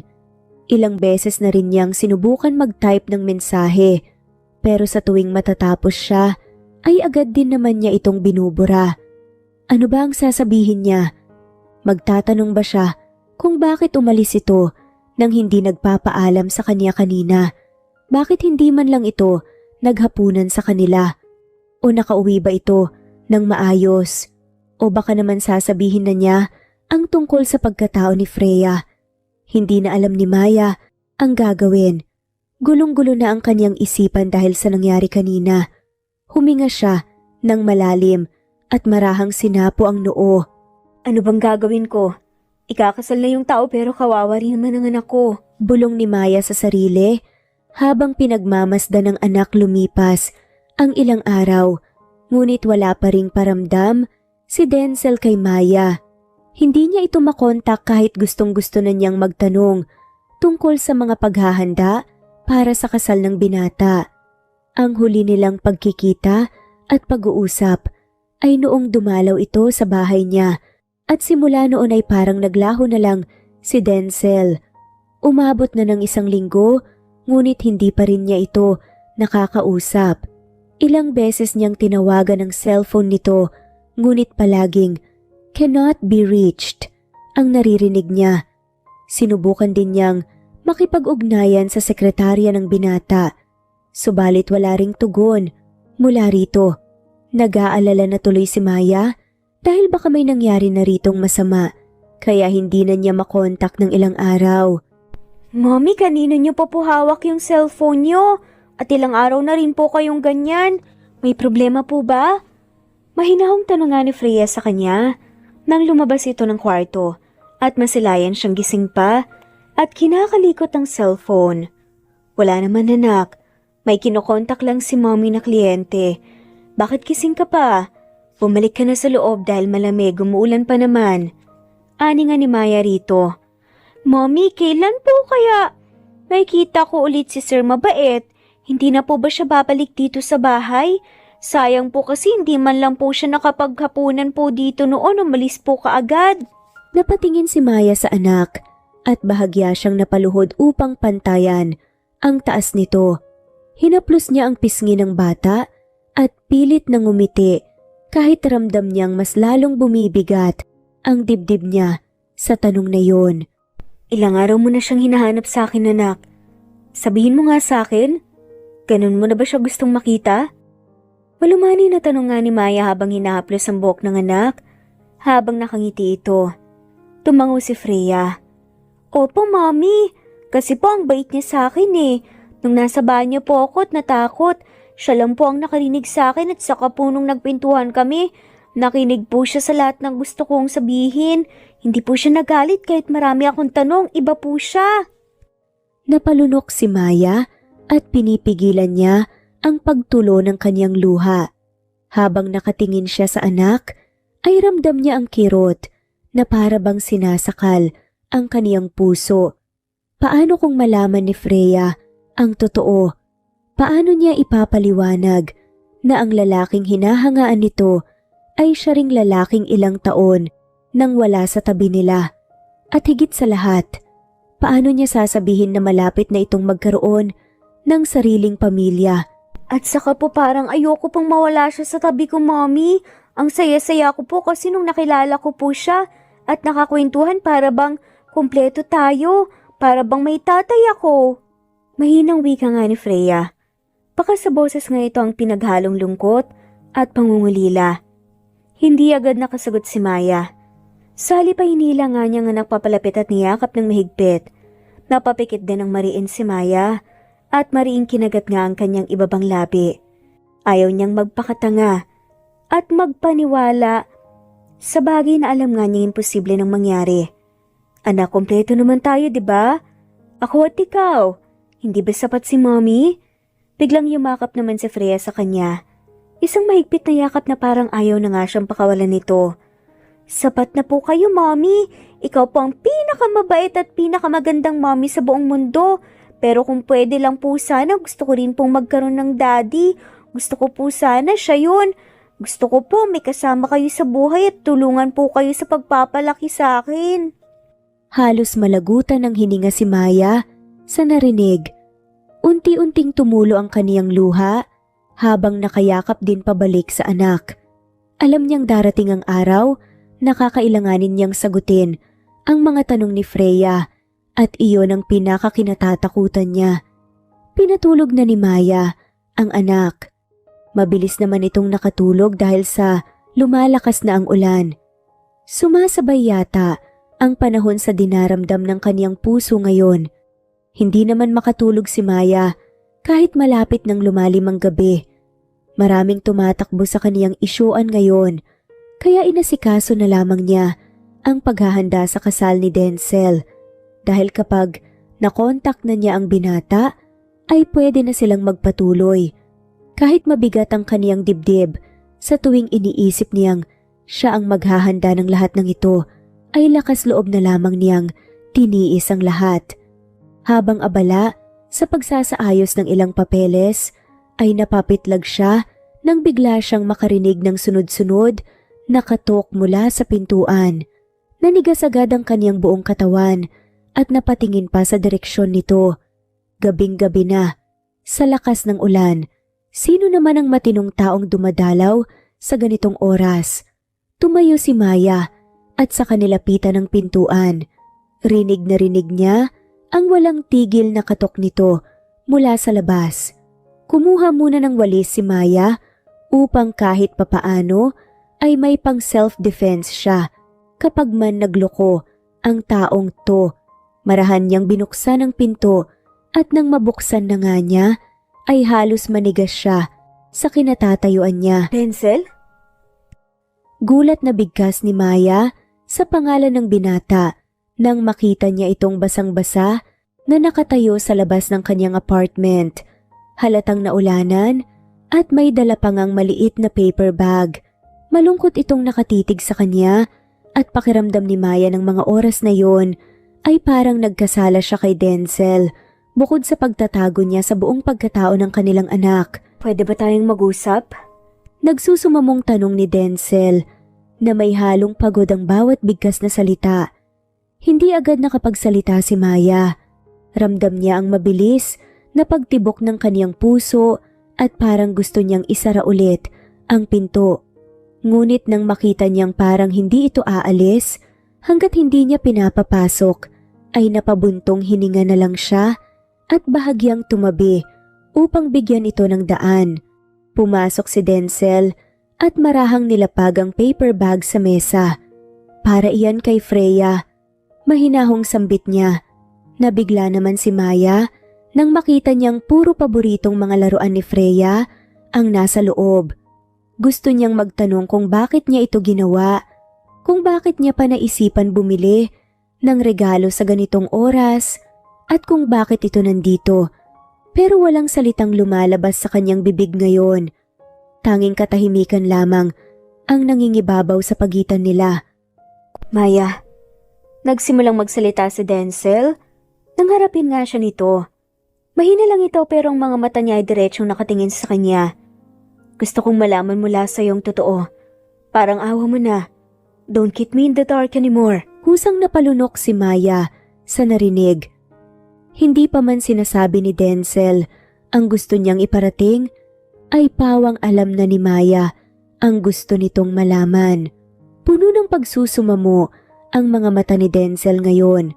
May halong sakit at pagod na tila ba handa itong bumagsak anumang oras kapag hindi niya sasagutin ang gusto nitong itanong.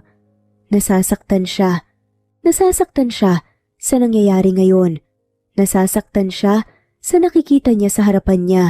Maya, alam kong marami akong pagkukulang, pero kailangan kong malaman ng totoo.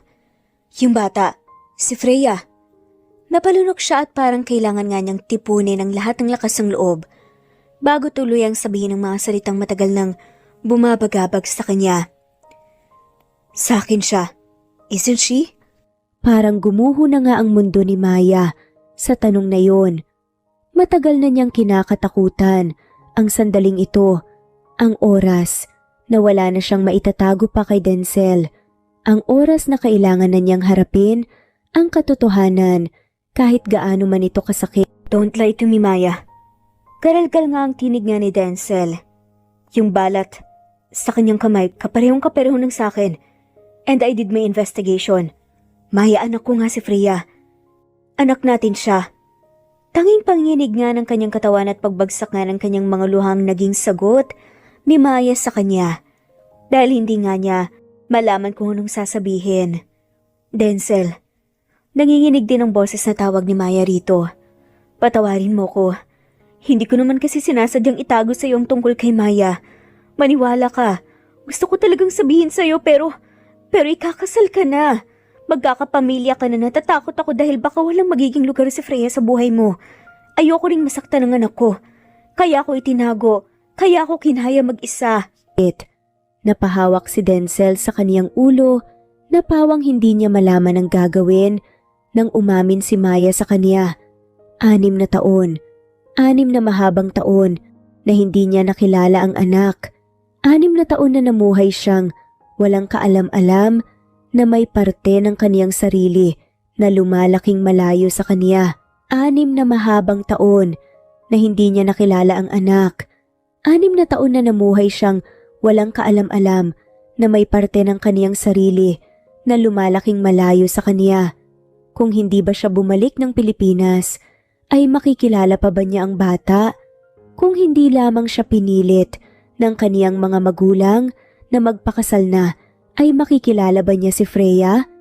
At higit sa lahat, malalaman ba niya na kahit lumipas ang lahat ng panahon, ay isang bagay lang ang nanatiling totoo, na si Maya pa rin talaga ang laman ng kaniyang puso at kailanman ay hindi nawala ang pagnanasa niyang bumalik sa piling nito. Umupo siya sa sofa and napahilamos na lamang sa kaniyang mukha at palihim na umiiyak. Halo-halong emosyon ang kaniyang naramdaman ngayon, habang tahimik na umiwas na lamang din ang tingin si Maya sa kaniya. Pilit niyang pinipigilan ang mga luha niya sa pagtulo, ngunit nang marinig niya ang mga hikbi at iyak ni Denzel ay doon na bumuhos ang lahat. Hindi niya alam kung anong nagtulak sa kanya, ngunit bago pa man siya makapag-isip ay dahan-dahan na siyang lumapit. At sa isang iglap ay naramdaman na lamang ni Maya ang sariling mga bisig na mahigpit na nakayakap kay Denzel upang pakalmahin at damayan ito. I'm sorry. Hindi ko kagad sinabi sa'yo. Pero gusto ko naman talagang sabihin sa'yo noon ang tungkol kay Freya. Pero nalaman ko na lang umalis ka na ng bansa. Hinintay kitang umuwi, pero hindi ko inaasahan na ikakasal ka na pala sa iba. Pagbalik mo, I'm sorry, Denzel. Mahinang bulungan ni Maya rito. Nabigla si Maya nang maramdaman nga niyang gumalaw. Ang mga bisig ng binata at niyakap din siya pabalik. Mas mahigpit ito kumpara sa pagkakayakap niya rito ngayon. I already canceled the wedding. I'm sorry, Maya. Kasalanan ko to lahat. Ako yung nakipaghiwalay sa iyo noon, nasaktan kita. Hinging tawad pa nga nito. Napatigil na nga lamang si Maya at mabilis na kumalas nga mula sa yakap niya. Nanlaki pa ang gulat sa kanyang mga mata habang nakatitig nga dito. Anong sabi mo? Cancel your wedding? Bakit? Dahil ba kay Freya? Dahil ba nalaman ng girlfriend mo na dati mo akong asawa? Sunod-sunod nga na tanong ni Maya. Pero umiling-iling lang si Denzel. Hindi, Maya. Mariin nga niyang sagot at tinignan si Maya diretso sa mga mata nito. Ginawa ko yun dahil hindi ko siya mahal. Ni minsan hindi ko naramdaman para sa kanya ang naramdaman ko para sa'yo. Umugot siya ng malalim na hininga at pilit pinigilan ng nanginginig na boses. Ang totoo, ikaw pa rin, Maya. Ikaw pa rin ang laman ng puso ko. I never stopped loving you. All these years, I was yearning for you.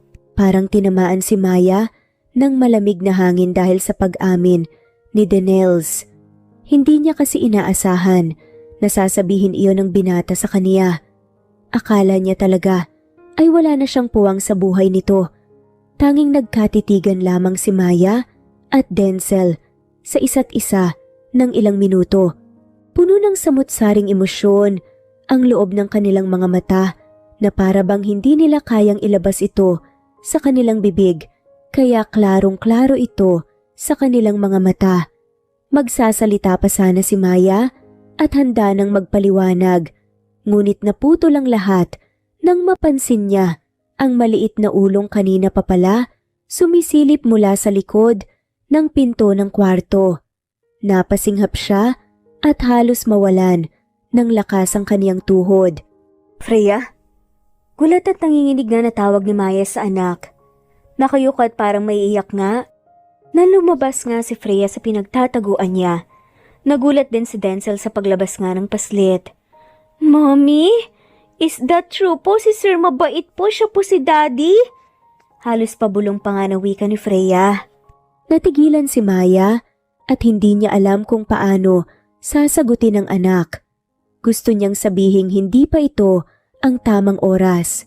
Gusto niyang protektahan ang inosenteng damdamin ng anak. Ngunit nang makita niya ang mga matang puno ng pag-asa at takot, ay wala nang nagawa ang kaniyang puso kundi ang tuluyang bumigay. Nangingilid ang kanyang mga luha nang lumapit siya at marahang hinaplos ang pisngi ng anak. Anak, garalgal ang kanyang tinig. Totoo yun, si Denzel, siya ang daddy mo. Nalaki mga mata ni Freya. Kasabay ng unti-unting pagangat nga ng kanyang muka upang tignan ng lalaking nakatayo sa harapan niya at ngumiti na nga lamang ng napakalawak. Talaga po? Siya po yung daddy ko? Yay! Masayang sigaw pa nga ni Freya bago tumalon siya kay Denzel upang magpakarga. Isa sa mga bisig nga nito. Kayo po ang daddy ko! Yes, yes! Thank you po, Papa Jesus! Dininig niyo po yung panalangin ko! Nabigla si Maya at napahawak pa sa bibig. Hindi niya inaasahan ang ganoong kasayang reaksyon mula sa anak. Ang buong akala niya ay masasaktan ito, magtatanong at baka magtampo pa sa kanya. Pero ngayon ay nakikita niyang mas maliwanag pa sa araw ang kasiyahan sa mga mata ni Freya. Mommy! Biglang lumingon si Freya sa kanya habang nasa bisig pa rin ni Denzel. Hindi na po kayo maghihirap mag-isa. May daddy na po ako. Magtulong-tulong na po kayo sa pagpapalaki sa akin. Hindi na po ikaw mahihirapan, Mommy. Napapikit si Maya sa sakit at saya ng mga salitang iyon. Ramdam niya ang bigat ng bawat katagang binitiwan ng anak. Ngunit bago pa siya makasagot, ay si Denzel na mismo ang humaplos sa buhok ni Freya at nagsalita habang nakangiti ito at nangingilid ang mga luha. O anak, simula ngayon hindi na kayo mag-iisa ng mommy mo. Nandito na si daddy at hindi na ako aalis pa. Malambing na sambit ni Denzel bago siya lumingon kay Maya. Nakita naman ni Maya sa mga mata nito ang saya na hindi niya nakita kanina, kaya ngumiti siya rito. Nang gabing iyon ay hindi na talaga bumitaw si Freya sa kaniyang daddy. Sa huli, pumayag si Maya na doon na rin matulog si Denzel dahil halata naman sa bata na para bang hindi nito kayang pakawala ng kaniyang ama dahil baka mawala pa ito. Sa kwarto, halos mangibabaw ang halakhak at kwentuhan ng bata. Paulit-ulit niyang sinasabi ang salitang daddy kahit pa hindi pa nila Maya tuluyang ipinaliliwanag ng maayos. Napapatingin si Maya kay Denzel at sa bawat titig niya ay nakikita niya ang mga mata nitong puno ng luha at ngiti. Isang imaheng pamilyar na pamilyar sa kaniya. Freya, matulog ka na, gabi na. At saka maaga pa bukas ang daddy mo. Mahinahong paalala nga ni Maya rito. Ngunit ang batang umiti lang at sumiksik palalo kay Denzel. Mommy, promise po bukas paggising ko dito pa rin po si daddy sa tabi ko. Si Denzel lang sumagot sa anak habang hinahaplos nito ang buhok ng paslit. Oo naman anak, nandito pa rin ako, lagi mo na akong makikita. At doon ay sa wakas ay ipinikit na ni Freya ang mga matadala, ang pinakamasayang ngiti na nasilayan ni Maya matapos ang mahabang panahon. Lumipas ang mga linggo. Tuloy-tuloy ang pagbabalik ni Denzel sa buhay ng anak niya. Palaging excited si Freya tuwing bibisita ito at unti-unti ring nasanay si Maya sa presensya ng binata. Hindi man niya maamin ay nakikita niya kung paanong bumabawi si Denzel sa simpleng paghatid sundo sa eskwela, sa pagluluto ng paboritong pagkain ng bata, at sa mga gabing sabay nilang binabantayan ang tulog ni Freya. Ngunit higit pa roon, nagsimula rin ang panunuyo ni Denzel kay Maya. Lihim siyang binibigyan ng mga bulaklak, minsang inaabutan ng mainit na kape sa umaga, at higit sa lahat ay hindi siya pinapabayaan sa tuwing may mabigat siyang pinapasan. Gaya nga ng sabi ni Freya, ay hindi na nag-iisa pa ang kaniyang mommy. May katuwang na ito sa buhay, sa pagkalalaki at pag-aalaga sa kaniya. Maya, Ani nga ni Denzel isang gabi habang magkasabay nga silang pinanood, ang mga nanginginig nga na mga bituin sa kalangitan habang nasa dalampasigan sila. Hindi ko hihingin na ibalik mo agad ang lahat, pero sana hayaan mong patunayan ko na kaya kong mahalin ka ng mas totoo ngayon, ng mas buo. Natigilan si Maya at sa unang pagkakataon ay hindi niya nagawang umiwas ng tingin sa mga mata ng binata. May init sa mga mata ni Denzel na dati pa man ay naglalambing na sa puso niya. Imbes na sumagot ay isang halik ang iginawad ni Maya rito. Isang mainit na halik na puno ng pagmamahal at pangungulila. Magpakasalulit tayo. Bulungan ni Maya na siyang ikinabilis nga ng tibok ng puso ni Denzel. At nangyari ngayon makalipas lamang isang buwan. At wala na nga silang mahihiling pa dahil mas naging matiwasay nga at puno ng pagmamahal ang kanilang pagsasama. At dito na nga po nagtatapos ang kwentong pagmamahalan ni Denzel at Maya. Maraming salamat po sa lahat ng mga walang sawang sumusubaybay at shout out po sa mga sumusunod.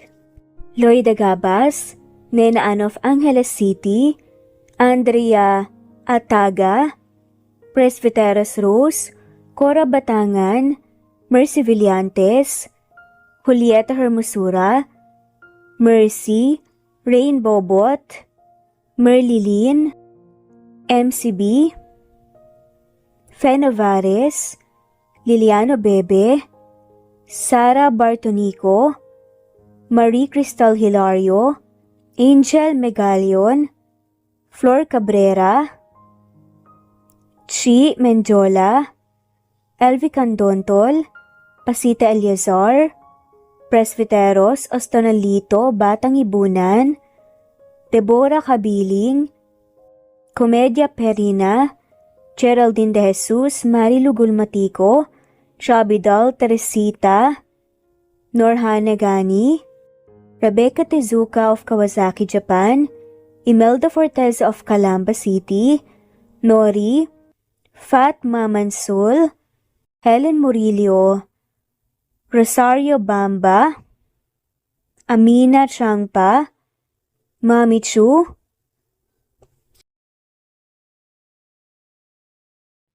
Presbyteros Rose, Maria Evangelista, Eli Evangelista Anderson, Marisa de los Reyes of Saudi Arabia, Conchita Alos Rage, Ana Flor Saico, Christian Fidelino, Judith Castro, Beth Sardina, Jelly Tampos, Fatma Mansul, Senenor Zame, Flor Cabrera of Santa Rosa, Laguna, Liliano Bebe,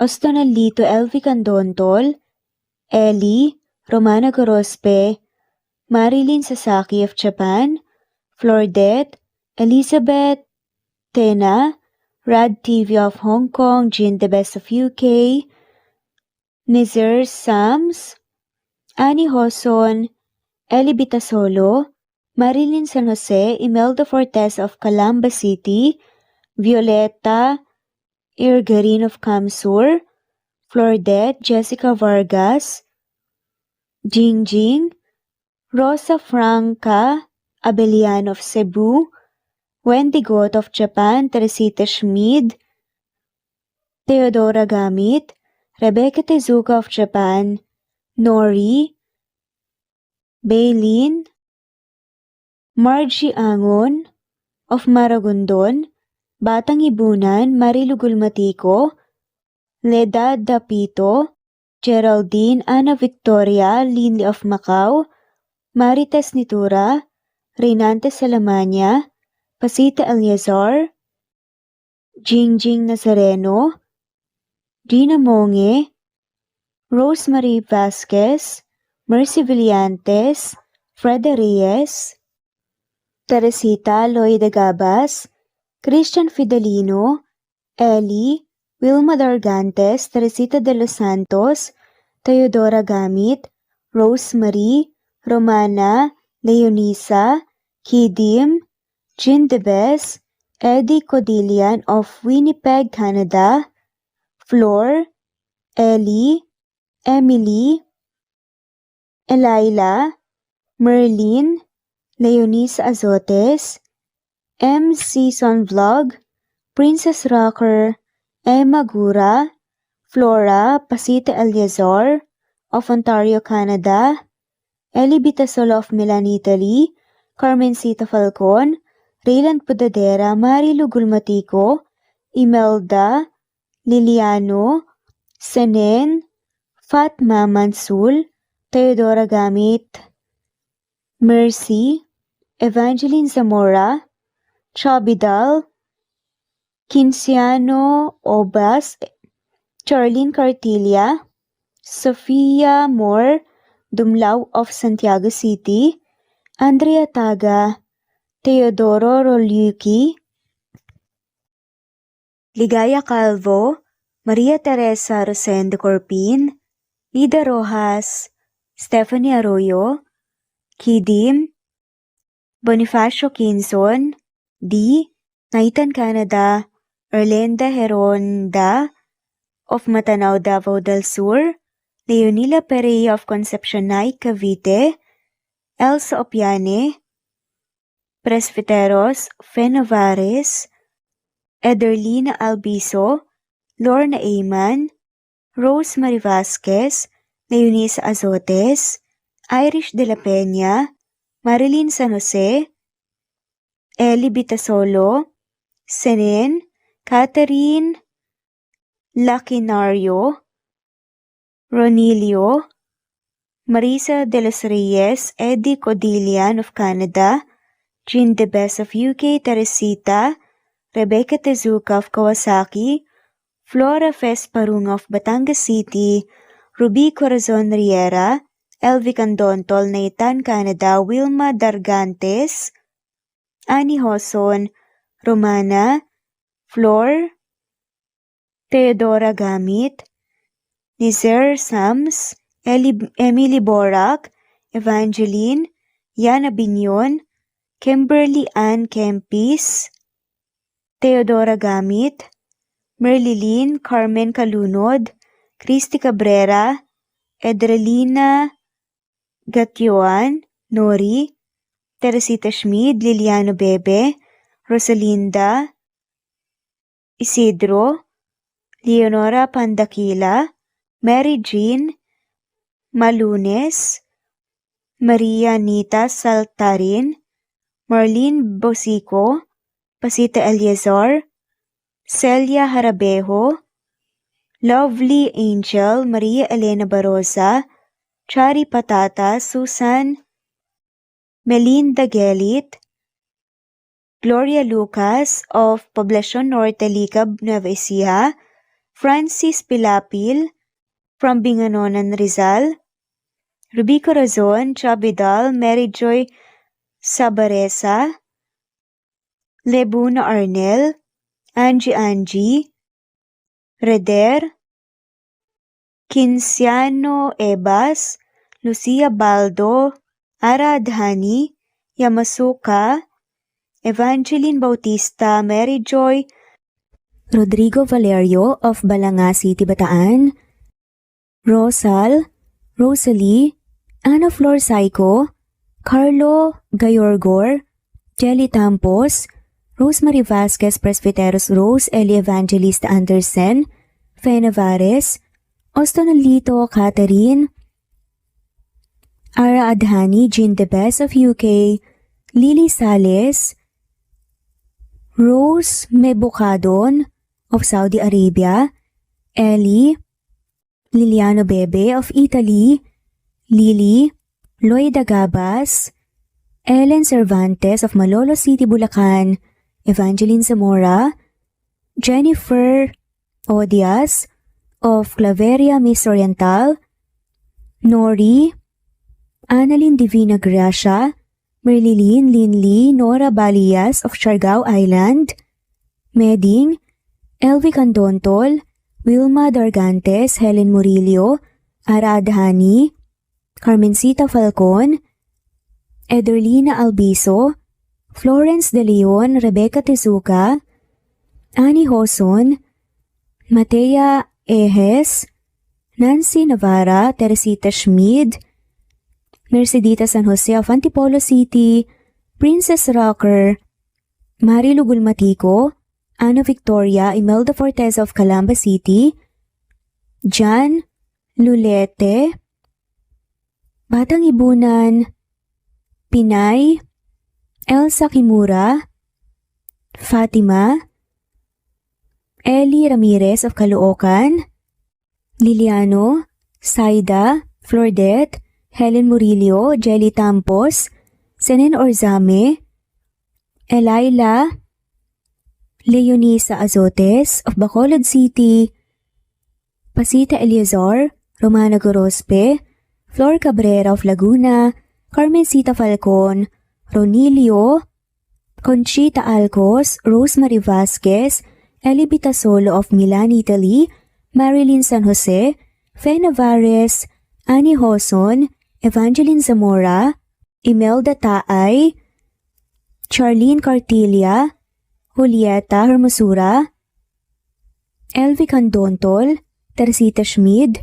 Marilyn Sasaki, Christina, Jessica Vargas, Christian Fidelino, Marie Cristal Hilario, Els Opiane, Princess Rocker of Riyadh, KSA, Marisa de los Reyes, Merlilyn, Juliet Panlilio, Daisy Blaza, Susan of France, Mercy Villantes, Renalyn Obenza, Wilma Dargantes, Not Green Fox, Carmelita Mendoza, Marilyn Babula, Berry, Liliano Bebe, Presbyteros Rose, Medel Talon, Jane, Lani Pardillo, Marlene Kayanan, Leonisa Azotes, D. Marie Ramos, Araceli Lilio Saria, Miras Channel, Raquel Epe, Gina Trutor, Jane Hartley, Sunshine Sotalbo, Maricel Cabigon, Merlin Baroza, Gina Marayo, Merlin Rodel Obejero, Hans, Cecilia Comoda, Tahani Vlog, Merlin, Kuya Atok, Maria Merly Brogada, Marilu Cabantak, Filipina, Eileen, Mercedita San Jose, Lovina Galang, Lilian, Teresita de Jesus, Monina Aviles, Yula Pedrona, Romana Gorospe, Rosemary Vasquez, Marley Lazaraga, Leonisa Azotes, Jocelyn Tancinco, Estelita Mahia, Ding Lege,